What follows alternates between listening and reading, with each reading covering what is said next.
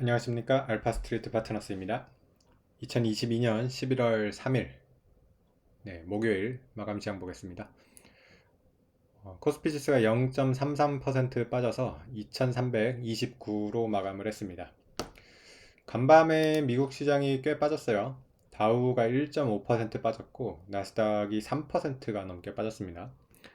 그 연준이 기준금리를 인상을 했죠. 0.75% 인상을 해서 이제 미국의 기준금리는 4%가 됐습니다. 그래서 뭐 예상대로 뭐 인상을 하긴 했고요. 0.75를 워낙 뭐 많이 예상을 했었습니다. 근데 이제 막상 또 이렇게 금리가 4.0% 이렇게 또 오다 보니까 부담이 되는 것 같아요.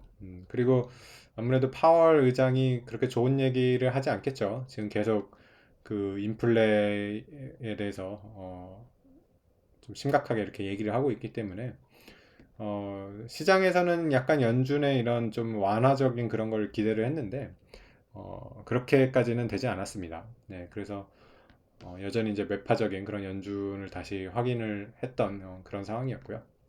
그러다 보니까 이제 미국 증시가 최근에 많이 올라왔었는데, 좀 많이 되돌림이 일어났습니다.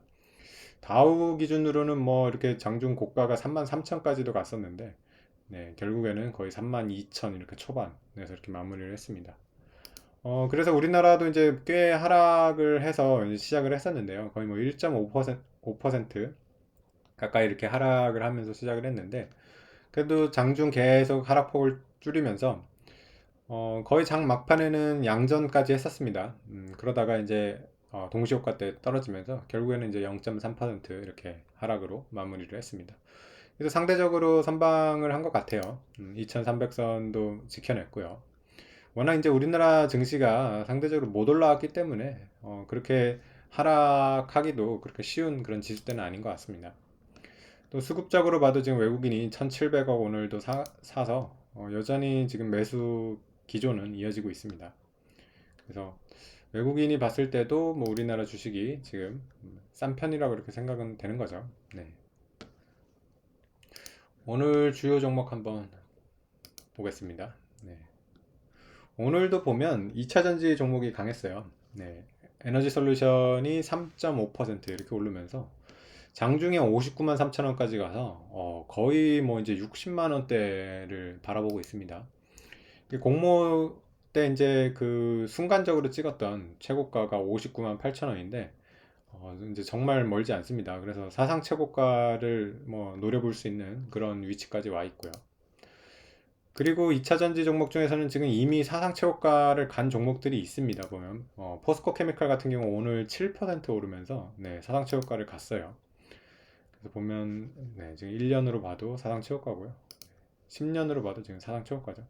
정말 포스코 케미칼 같은 주식은 이 초창기에 투자했던 사람들은 굉장히 이익을 많이 봤을 것 같아요. 지금 보면 2016년에 불과 만 원이 안 되던 그런 시절도 있었죠. 네, 그럼 보면 거의 16년부터 본다 한 6년 만에 이렇게 한 20배 이상 이렇게 올라왔습니다. 그래서 굉장히 많이 올라왔고요. 네. 이 음극재 사업에 대한 지금 또 기대감이 있는 것 같아요. 그래서 포스코 케미칼 같은 경우는 양극재, 음극재를 다 하고요. 네. 그래서 2차 전지의 이런 소재 부분에서 굉장히 지금 좋은 회사가 돼가고 있습니다. 네. 시가총액도 벌써 19위라서요. 정말 많이 올라왔죠. 포스코 모 회사를 뭐 이거 잡을 수도 있을 것 같아요. 지금 포스코가 14위인데요. 네, 포스코 케미컬 12위까 19위까지 올라왔습니다. 어, 또 2차전지의 다른 종목들도 강하죠. 삼성 SDI도 1.9% 올랐고요. LG화학도 1.6% 이렇게 올랐습니다.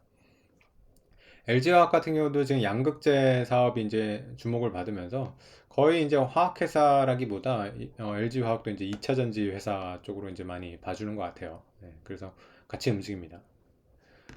그리고 상대적으로 소외를 많이 받았던 SK이노베이션도 3% 정도 올라왔습니다. 네, SK이노베이션은 근데 아무래도 지금 뭐 물적 분할이 일단 돼 있고요. SK온이. 네, 그래서 좀 제대로 평가를 받기는 지금 어려운 그런 상황이긴 합니다. 근데 워낙 이제 싸기 때문에 네, 그래도 오늘은 조금 올라왔습니다. 그래서 2차 전지를 제외하고서는 거의 우리나라 종목들이 대부분 다 빠졌습니다. 네, 삼성전자도 0.6% 이렇게 빠졌고요.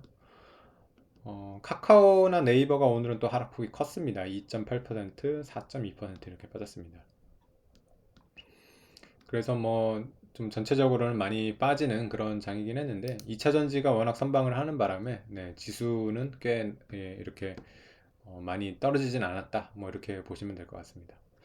지금 우리나라의 좀 상황은 좀 안 좋긴 합니다. 지금 오늘도 뭐 이런 뉴스가 떴는데요. 보면 네, 지금 흥국생명 쪽에서 하여튼 뭐 영국채가 조기 상황이 안 되는 바람에 아무래도 이런 게 좀 채권 시장의 신뢰가 자꾸만 떨어지는 그런 문제가 있어요. 그래서 이 채권 시장의 혼란이 계속되고 있습니다. 그러다 보니까 지금 우리나라 이런 리츠 주식들도 지금 계속 빠지고 있습니다. 지금 올라오지를 못하고 있어요. 완전히 뭐 거의 가격이 무너져 버렸죠. 무너져 내려 버렸죠. 6월 달만 해도 지금 6천 원이 넘던 지금 리츠가 지금 뭐 3,400원 뭐 이렇습니다. 롯데 리츠 같은 경우가 그렇고요. 다른 리츠 회사들도 다 지금 이렇거든요. 보면. 네, 그래서 참 어, 이것도 참 신뢰의 문제 같아요. 리츠를 이제 투자하는 사람들이 대부분 이제 5천 원 이제 공모 가격으로 해서 어떤 배당이나 이런 거를 받기 위해 가지고 투자를 하는데 이렇게 가격이 많이 떨어져 버리면 이제 리츠 시장에서 자금 조달이 제대로 될까요? 네, 어떻게 보면 이렇게 이미 가격이 빠졌다는 것 자체가 신뢰를 상당히 잃어버렸다고 이렇게 볼 수 있을 것 같습니다. 네. 네, 지금 뭐 미국 선물 같은 경우는 거의 보합 수준이고요. 네. 지금 미국이 일단은 큰 이벤트는 이제 넘어갔죠. 네, 금리가 인상이 되면서.